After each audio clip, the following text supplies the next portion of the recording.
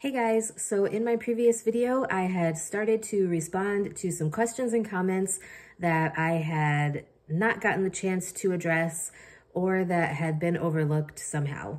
And so in today's video, I wanted to continue to address some comments because I didn't get to all of them in my previous video. So let's see. Okay, so this question I think is definitely something that needs to be addressed, okay? So this person says, where do you live? I live in Atlanta and there are jobs everywhere for a phlebotomy. So this was left on my video titled Things I Wish I Knew Before Becoming a Phlebotomist.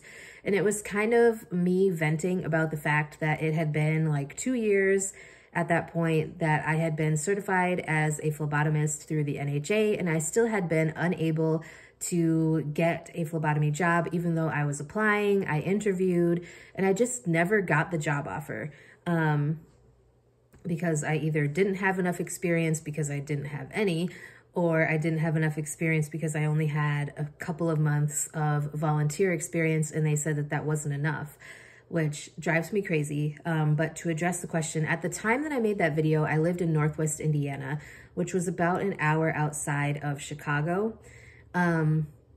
Now, I could have somehow commuted to Chicago to get a job there, but at that time I didn't have the money to pay for the gas to drive an hour, and I just wasn't interested in commuting that far when I could get a job as a CNA. So yes, I probably could have gotten a job in Chicago, but like phlebotomy jobs in the area of Northwest Indiana that I was living in, they were kind of few and far between. Like jobs within health systems, whether they were in clinic settings or in the hospital, they didn't really come up as available very often because when people would get those jobs, they stayed in those jobs because they liked them. So there was not really a whole lot of availability other than at blood banks or blood donation centers, plasma centers, things like that. So there was not really a whole lot open. And I will tell you, I currently live in the Upper Peninsula of Michigan, and where I live now, there is one hospital in town, and that's the hospital where I work at the community clinics as a medical assistant currently. But like every once in a while, you'll see like a PRN phlebotomy job come up, but I mean, that's one hospital. There's another hospital that's an hour away. There's another hospital that's an hour and a half away.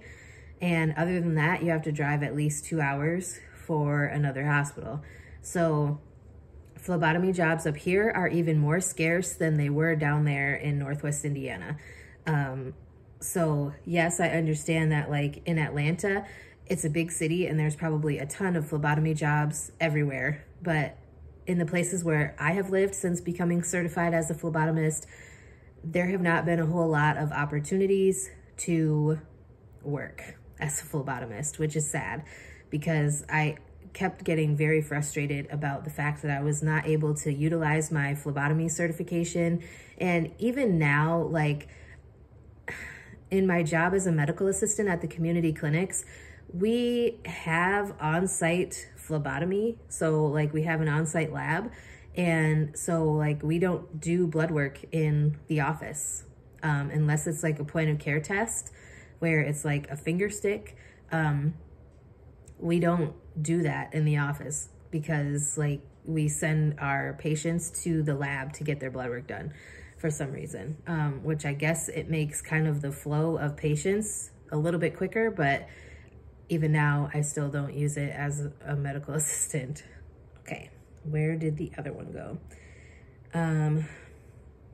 Okay, so this one was on my video titled Working as a Remote Patient Monitor. This person said, thanks for the video, very helpful information. Is there training to be a remote monitoring aide? If so, can you point us in the right direction? So for those of you who don't know, prior to me working at the school, and prior to me getting my current job as a medical assistant, I was working from home as a remote patient monitoring chronic care management medical assistant. And basically it's like these devices that the patients have that connect to Wi-Fi. So their blood pressure cuff connects to Wi-Fi so that it can upload the readings to our system, and then we can alert their doctor if there's something that is out of whatever the range is that the doctor wants them to be in. We also have like glucose monitors that will do the same, and we had scales that would do the same. It was just kind of a way to keep track of certain numbers for the doctor, like whether they were trying to lose weight or trying to get their diabetes under control. I will tell you a lot of it was blood pressure and diabetes and weight. That was the majority of what people would be on the remote patient monitoring chronic care management system that I worked at for.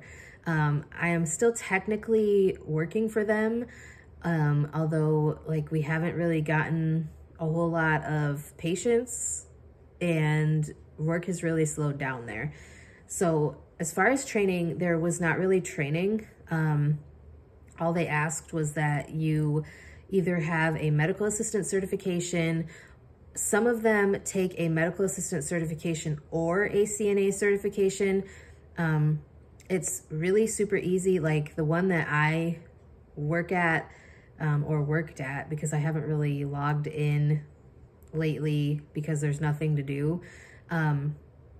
They require you to have a medical assistant certification, but you can work basically whenever you're available to at the one that I work at. They're currently not hiring, so I'm not going to tell you the name of the company.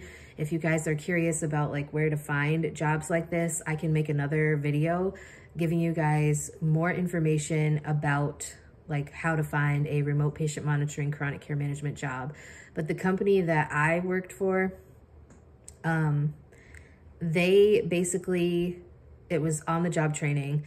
Other than the skills that you learned through becoming a CNA or becoming a medical assistant, it was just on the job training. And I will tell you, it was super simple. It was basically just like reaching out to patients if they haven't like used their device for a while, or if they missed like uploading their blood pressure reading or their blood sugar reading or whatever it was. If they haven't uploaded that, reaching out to them, seeing if there's a problem with their device, or like seeing if they needed help with something, or like troubleshooting, stuff like that. And then if one of their readings was off, like say their blood sugar was high or whatever, we would reach out to them and let them know like ways that you can avoid that happening. So kind of like a patient education type thing. But we would also reach out to the doctor and let them know, hey, Mrs. Smith has a blood pressure reading of 150 over 95 or what, you know, I'm just coming up with a random number. But it's just kind of communication and learning what the doctor wants the range to be in. Normally, if it was a specific range that was not like the average for every human, the doctor would have that notated on that particular person's chart.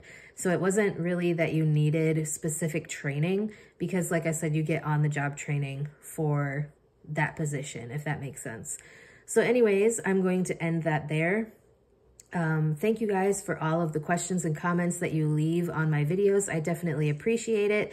If you guys have any questions, comments, concerns, suggestions, topics you'd like me to talk about in the future on my channel, I would be more than happy to address them in a future video.